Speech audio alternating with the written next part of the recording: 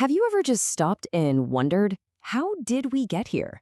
And I don't just mean you and me, I mean everything. Every plant, every animal, every tiny microbe. Well, today we're going to tackle that question. We're diving into a 4.6 billion year story to uncover how life on Earth came to be. It's an epic journey, so let's get right into it. So this is the big one, right? This is the central mystery we're trying to solve. How do you go from a barren, lifeless rock floating in space to a world teeming with millions upon millions of species?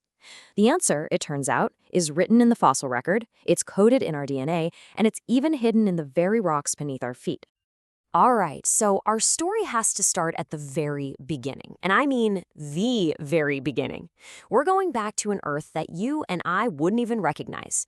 It was a chaotic, fiery, and frankly, super hostile world, but it had all the right ingredients for a miracle. Let's picture it. 4.6 billion years ago, the Earth is just a baby planet. But this is no peaceful nursery. It's a violent, superheated world, constantly being smashed by giant rocks and ice left over from the birth of our solar system. A total cosmic pinball machine. And the air? You couldn't breathe it. No way. The atmosphere was this thick, toxic soup of gases. Think water vapor, nitrogen, carbon dioxide, methane, and ammonia, but basically zero oxygen.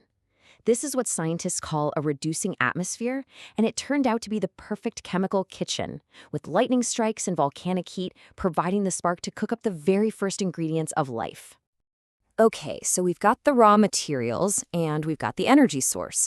But that's a huge leap from a chemical soup to an actual living cell, right?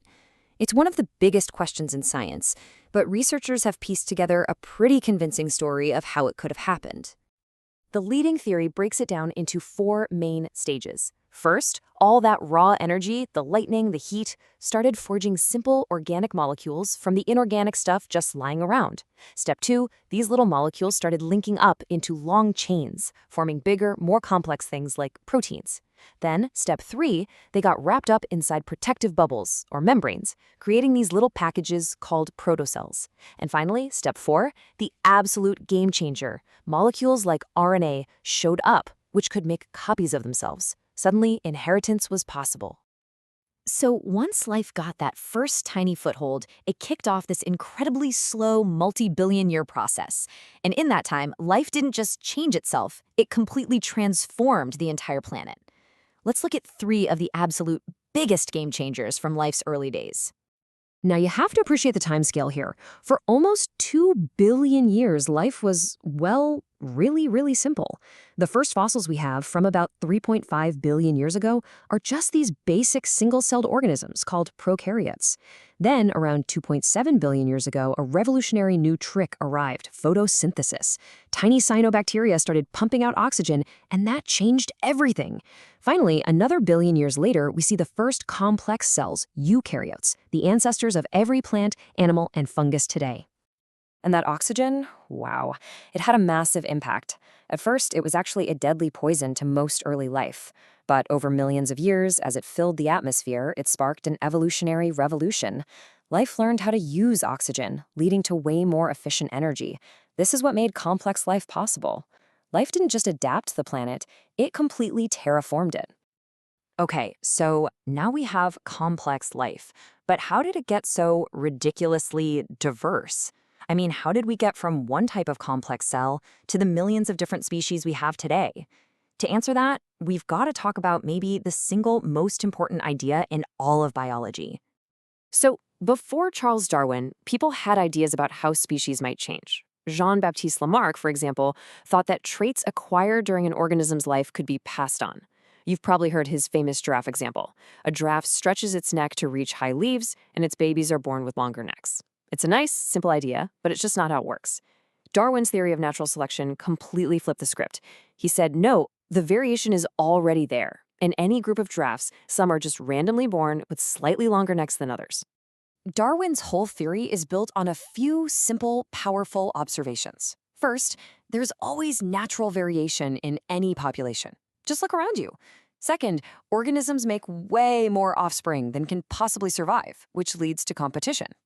So it follows that the individuals who just happen to have traits that give them a little edge are more likely to survive, have kids, and pass on those winning traits. It's that simple and that powerful. And this is the part people sometimes misunderstand. Evolution isn't trying to achieve anything. It doesn't have a goal. A trait isn't better on its own. It's only better in a specific environment. Natural selection is just the environment acting as a filter on the random variations that pop up, favoring whatever works best, right here and right now. So, this powerful engine of natural selection has created this breathtaking diversity of life.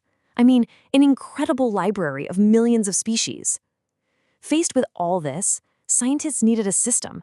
They had to find a way to organize it all and figure out how everything was related.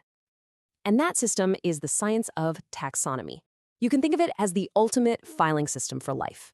It's how biologists classify, name, and describe every living thing, from a blue whale to the bacteria in your gut. It's all about creating order from chaos, and, in the process, revealing the deep family history that connects us all. So this is how it works. Scientists organize life into this nested hierarchy. It's kind of like those Russian stacking dolls, you know? You start with the biggest, most inclusive category, domain, and then you get more and more specific: kingdom, phylum, class, order, family, genus, and finally, down to a single species. And the further down you go, the more things those organisms have in common. Now, for a long time, we basically divided life into a few big groups, like plants and animals. But then, in the 1970s, a scientist named Carl Woese started looking at life on a molecular level, using things like RNA. And what he found was a complete shock. His work revealed a huge, fundamental split right at the base of the tree of life, forcing us to completely redraw the map into three main domains. So these are the three domains: bacteria, archaea, and eukarya, that's us, and all the other complex stuff. Now, at first glance, bacteria and archaea might look pretty similar, but when you look at their biochemistry, they're worlds apart. For instance, archaea's DNA is packaged with proteins, kind of like ours is, and they're totally unfazed by antibiotics that would kill bacteria.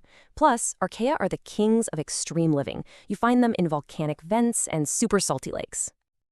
And when you put all this work together, you get something that looks like this: an evolutionary tree. It's basically a family tree for a group of organisms. By comparing everything from bones to genes, scientists can map out who is related to whom. This tree, for example, beautifully shows the history of plants, all the way from their ancient green algae ancestors at the bottom up to the flowers we see all around us. Every fork in the road is a new evolutionary path.